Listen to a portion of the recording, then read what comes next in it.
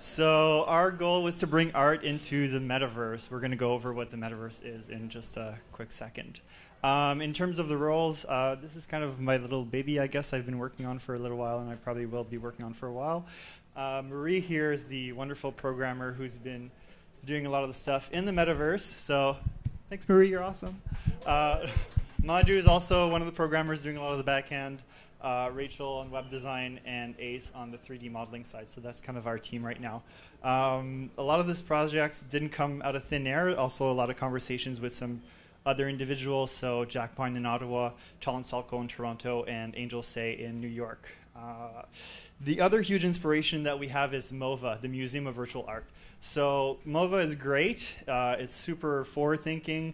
There's one thing, like MOVA is a museum. It's kind of a game that you go online and there's art everywhere. There's one thing when I was in MOVA that I found was missing, actually two things. It wasn't social, so I was in the art world alone. It was great that it was on the internet, but I was in there alone, kind of like a huge empty room, and it required advanced skills to get set up. So before we go further, let's talk about what is the metaverse. So it's a social space on the internet, specifically a virtual space on the internet that is social. I was born in science fiction, and it's become a reality with things like Second Life and other platforms now. There's a bunch of choices if you want to go into the metaverse, so maybe this is a slightly more accurate representation of the social metaverse. And what we want to do is bring art into the metaverse. In this case, we've picked our platform as Altspace VR. So Altspace VR is an extremely polished version of the metaverse. And also, more importantly, it has an extreme amount of support for all the levels of virtual reality. So you can look at the Gear VR, which is very low cost. It's $100. You can use it on a regular computer, or you can go as high as the Oculus Rift, the HTC Vive. It even supports Kinect, so you can scan your whole body through it. All right, so let's talk about the vision for the metaverse art. So if you're able to put art in the metaverse, things are going to change. You're going to be bringing in the kind of traditional video game assets, I guess, that we've been developing for years. The problem with that is you need a lot of skills. You need to know Maya, a bunch of things. It's not extremely intuitive. But you can also have generative art, so art that fills a room specifically that you don't even have to have an artist. You just have some code. So this is all generative, by the way.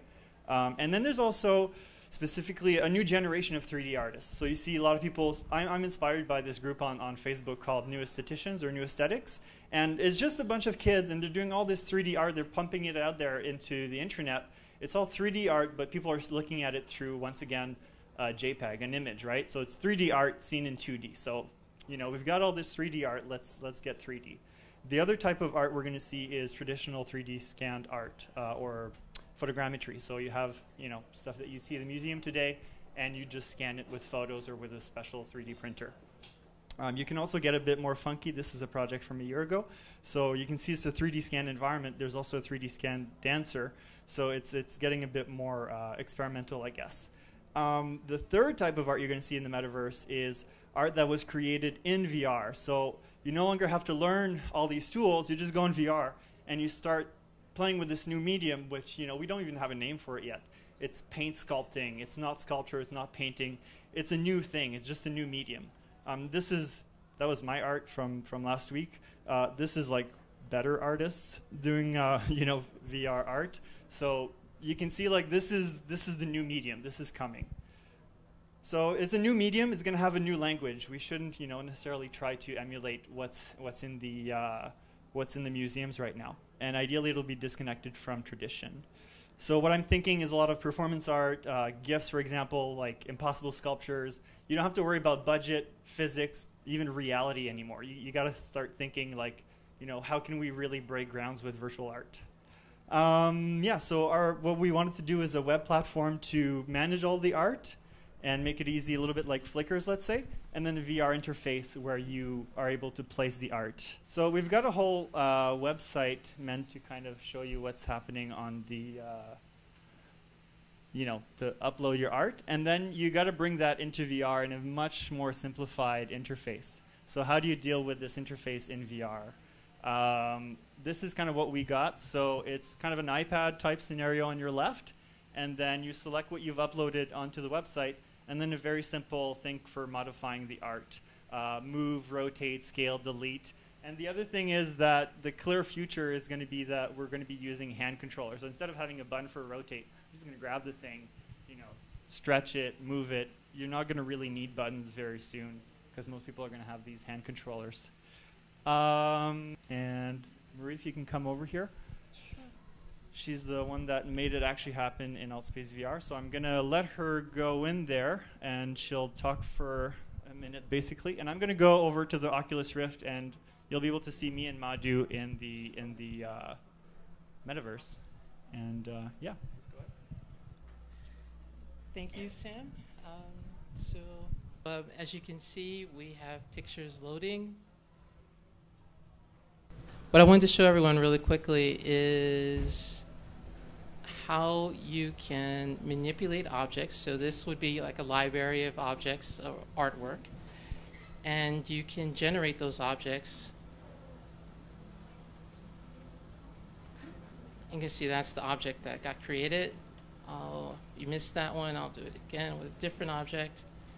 And see if we can just move back a little bit.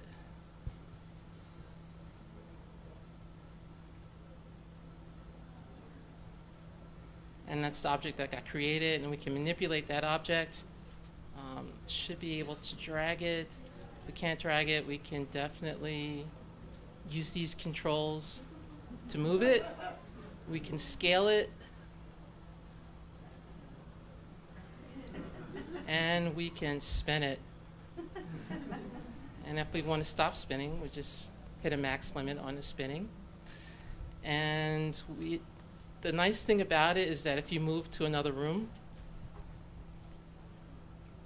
I can create objects here. So I want to create this one.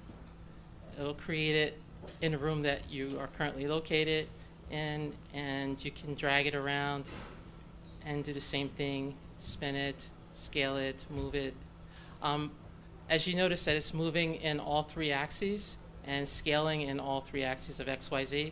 I didn't get a chance to implement these controls here, which would allow you to, once you select the spin, it would only spin it in the X direction, or only spin it in the Y, or only spin it in the Z, either left or right.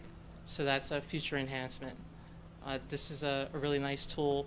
Right now I only showed you 2D art, but we can also do 3D art. Any questions? Go ahead. Given that you have the opportunity to put art anywhere within VR and create any ideal environment, why did you choose a home? Altspace VR is very polished. It's got a lot of money. It's got a lot of investment, but there's more restrictions on it. One of the restrictions is that you cannot upload your own environment at the moment. We are working with them, but basically they won't allow you to upload an environment because it needs to be very optimized for the Gear VR, which is the lowest common denominator. You don't want to get sick with low performance, so they're like, we'll deal with the environments. You know, they want developers to make games or like ways to play with it, but not at the environment side. In the long term, you know, we want to be able to say like select this gallery or upload your own gallery, things like that. But we have to work within the limits of the space of Altspace VR, basically.